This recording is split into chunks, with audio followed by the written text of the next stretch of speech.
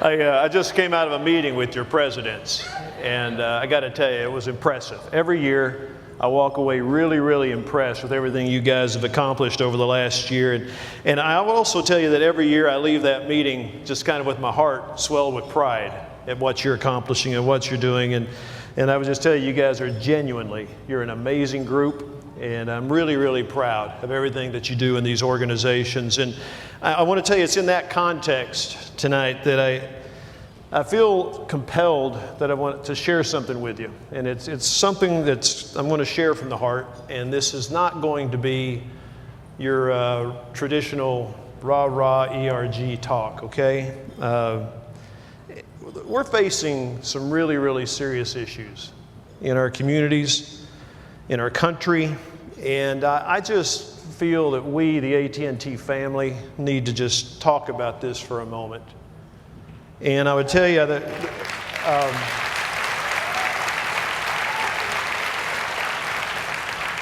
there's no other group within the AT&T family that I'd rather start this dialogue with than you, the AT&T ERGs, because I'm convinced that what we have done is created something very special here. We've created what is a model for America.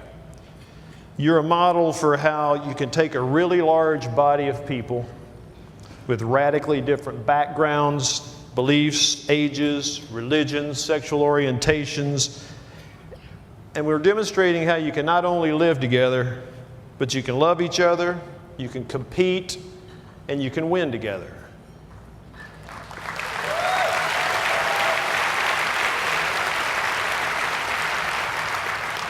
But sadly, racial tension is ripping apart the very fabric of our communities right now. And it's troubling to watch what's happening today in Charlotte, what's happened in Ferguson, Missouri, the killing of black men in Falcon Heights, Minnesota, Baton Rouge, Louisiana, the murder of 5 police officers in Dallas, the murder of police officers in Baton Rouge, the mass killings in Orlando.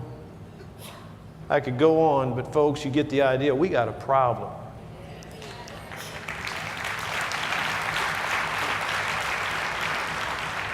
Now, there are some that are here tonight that the mentality and the thought process would be the police need to crack down and get control of these communities. There are also some who are expressing some legitimate pent-up anger over injustice and violence and say we have to deal with that first.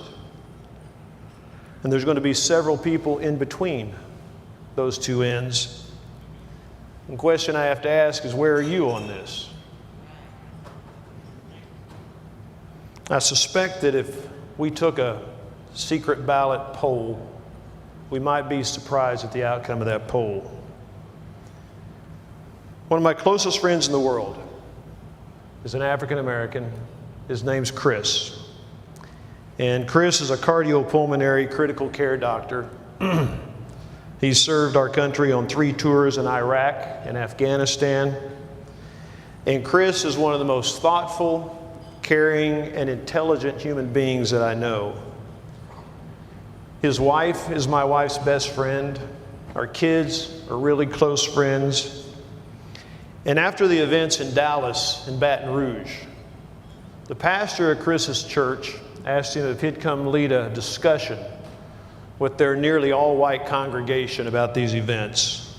And his comments were captured on video, and somebody sent the video to me. And when I watched the video, I have to confess that I was stunned by what he said. He gave me permission tonight to share some of what he said with you. And he said the following. He said, "I was the first black boy with his 2 sisters to integrate elementary schools in southern Louisiana. I remember being afraid as bricks were hurled at our home, and I saw my father fire his shotgun to scare away angry invaders. I was told not to associate with Southern Baptists because in my hometown, the deacon board were all members of the KKK. I've heard more epithets than I can ever describe. I've been called names I would not repeat in mixed company. I have been refused service, followed in stores, asked to serve people in restaurants while I was dining, pulled over in routine traffic stops, and been called boy more times than I care to remember. When I run in the neighborhood to stay healthy, I always make sure I have my driver's license so I can show the police that I actually live in my neighborhood. Now, I'm going to be honest with you. When I watched this video, I was really ashamed that this was all new information to me about Chris. This man lost his teenage son last year to a very tragic disease, and Chris and I have gotten on our knees and prayed to God to save his son together. He stayed in my home many times, and I've stayed with his family many times. I've spent hours with him and his son in the hospital. And I just wonder how I could conceivably not know this about this guy. How could I not understand the very core that formed his worldview about race? I wonder how two very close friends, one black and one white, could never have discussed the matter of race. And then I thought, if two very close friends of different races don't talk openly about this issue that's tearing our communities apart, how do we expect to find common ground and solutions for what's a really serious, serious problem?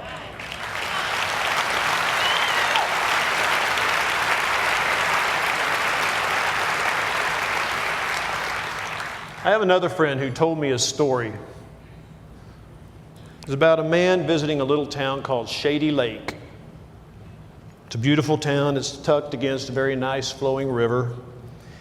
And as the man walked through this town as a visitor, he began to notice that many of the people were missing arms and missing legs.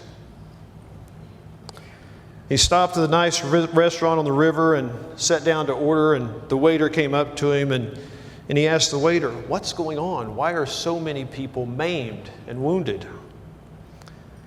And the waiter said in a whisper, he said, "In that river is a huge alligator. And regularly that alligator comes out of the river and attacks our residents." And the man said, "This is crazy. Why don't you do something about it?" And the waiter said, "It's considered impolite to discuss this in public." We're living in Shady Lake, folks. And our communities are being destroyed by racial tension. And we're too polite to talk about it. Even among our best friends.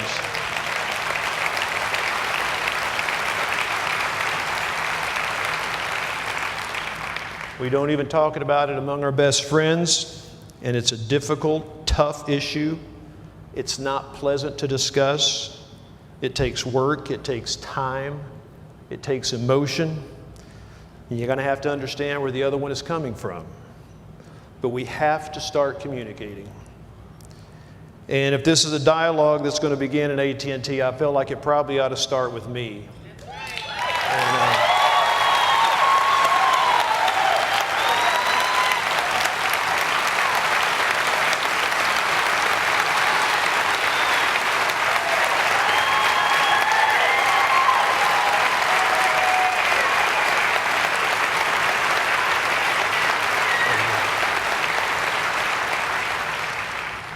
This is why I'm sharing Chris's story with you tonight, because candidly, I have always been somewhat confused by some of Chris's views.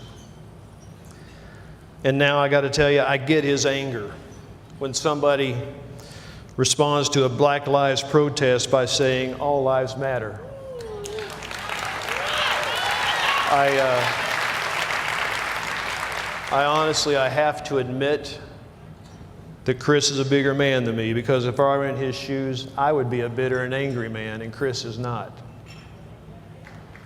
And I would tell you, my confusion now with his views has been replaced by a really healthy dose of humility. Chris went on to paraphrase something, and I want you to hear this. He said, "When a parent says, 'I love my son,' you don't say, 'What about your daughter?' When we run or walk for breast cancer funding and research, we don't say, 'What about prostate cancer?' When the president says, God bless America, we don't say, shouldn't God bless all countries? Then when a person struggling with what's been broadcast on our airwaves says, Black Lives Matter, we should not say all lives matter to justify ignoring the real need for change.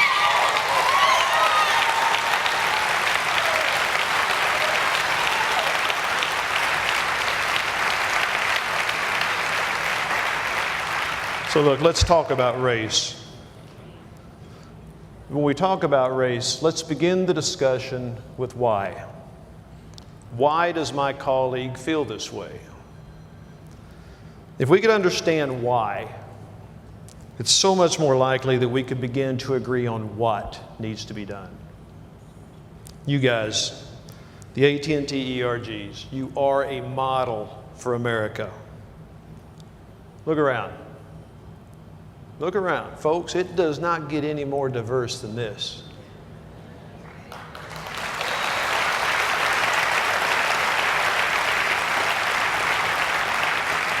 And I want you to hear something, and this is really important, and I want to finish with this, but I'm not asking you to be tolerant of each other.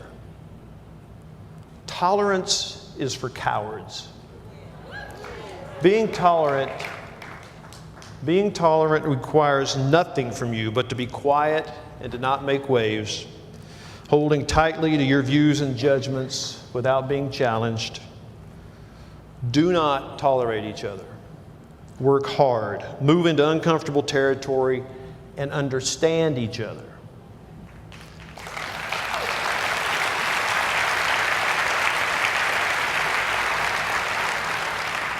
I can't tell you how much I appreciate all of you. I really do. I love this organization. I love you people. And I really appreciate your patience in listening to me tonight. And I would encourage you to please, let's go out and understand each other, okay? Thank you so much.